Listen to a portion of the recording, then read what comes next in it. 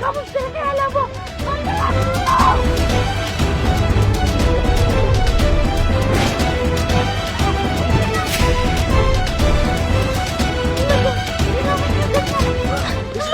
সাসি আমাকে বাঁচাও বসে দাও কত বড় দেখি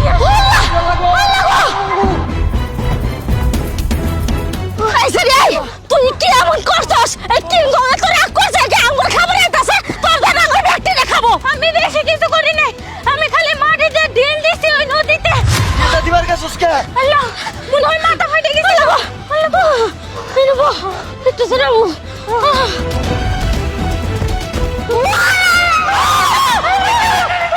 আল্লাহ গো মন ভাই চাইতেছেন কি করি আমি আর পারব না আল্লাহ আল্লাহ গো ওরানো সে কোন দেখো বুঝতে পারি ধরে মনে হয় কিং কংয়ের সাথে পড়ে লাগে ডেল মারে এজন তারম করে ঘুরাইতাছে সাথে বলে তাড়াইতাছে গো আমি ওরা নিয়ে গেছি আমার খাই লাইলো আমি দৌড় বাড়ালাম না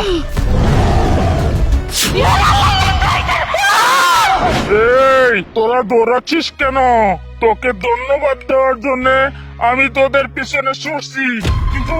তোদের ধরতে পারছি না আমি তো হয়রান হয়ে যাচ্ছি এই আল্লাহ কি কি কি কি কইতাছো আঙ্গুর ধন্যবাদ মানে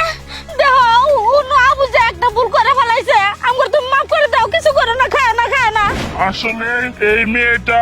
আমাকে অনেক বড় একটা উপকার করছে সেই জন্য ধন্যবাদ দিতে আইছি উপকার আমি কি উপকার করলাম আবার আমি তো মনে করছি ঢিল মেরে তোমার ছাতি ফাটাই ফেলাইছি এর লাগা তুমি ছাতি ধরে আরতেছো আসলে তোদের কি আর বলবো আমি অনেক দিন যাবত ওই লোহার কাছে আটকেছিলাম কিছু বিজ্ঞানী আমাকে নিয়ে রিসার্চ করবে বলে আমাকে জোর করে ধরে ওই পানির নিচে লোহার কাছে আটকেছিল আমার রক্ত চুষে নিয়ে ওরা রিসার্চ করবে আর আজ তুই হঠাৎ করে ওই লোহার খাঁচার ভিতরে ইট মেরে ওই লোহার খাঁচার তালা ভেঙে দিয়েছিস আর আমি মুক্তি পেয়েছি সেই জন্যই তোকে ধন্যবাদ দেওয়ার জন্য এই যে দৌড়াচ্ছি তোদের তো দৌড়াতেই পাচ্ছি না তোদের অনেক অনেক ধন্যবাদ আমাকে মুক্ত করার জন্য হায় আল্লাহ এ তো অনেক বড় কাহিনী এগুলা তুমি কি কইতেছো এত কিছু হয়েছে তোমার সাথে আচ্ছা একটা কথা বলতো আমি এতদিন আটকা থেকে আমি তোদের ধরতেই পাচ্ছি না তোরা যে স্পিডে দৌড়াচ্ছিস তোরা কি খাসতে নাকি আমি দুর্বল হয়ে পড়ছি যে তোদের সাথে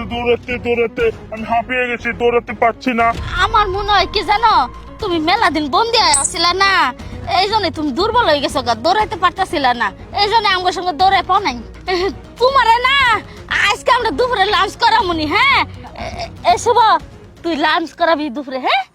না না না এরে দুপুরে লাঞ্চ করাইলে আমার বাপ দাদা যে 400 জমি আছে এইটি বেচে ওরা খাওয়াইলো আর পেট ভরবো না আমি পাবো না না না আমি খাবো না দুপুরে লাঞ্চ করাতে হবে না আমাকে যে মুক্ত করেছিস এটাই যথেষ্ট তোরা যদি কখনো কোনো সময় বিপদে পড়িস এখানে এসে আমার নাম ধরে কিংকং বলে ডাক দিবি আমি তোদের সামনে হাজির হব তোদের উপকার করব